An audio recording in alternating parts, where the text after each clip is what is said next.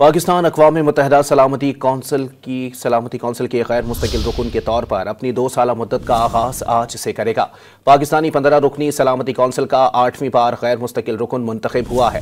پاکستان 2025 اور 26 کے دوران غیر مستقل رکن کی حیثیت سے سلامتی کونسل میں اپنی ذمہ داریاں نبھائے گا۔ داعش اور القاعدہ کے خلاف پابندیوں کی نگراں کمیٹی کی رکنیت بھی پاکستان کو مل گئی۔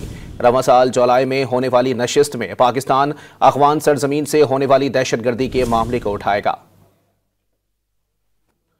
پاکستان اقوام متحدہ سلامتی کونسل کے غیر مستقل رکن کے طور پر اپنی 2 سالہ مدت کا آغاز آج سے کرے گا۔ پاکستانی 15 رکنی سلامتی کونسل کا 8ویں بار غیر مستقل رکن منتخب ہوا ہے۔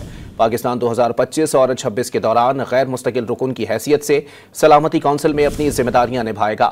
داعش اور القاعدہ کے خلاف پابندیوں کی نگراں کمیٹی کی رکنیت بھی پاکستان کو مل گئی۔ رواں سال جولائی میں ہونے والی نشست میں پاکستان افغان سرزمین سے ہونے والی دہشت گردی کے معاملے کو اٹھائے گا۔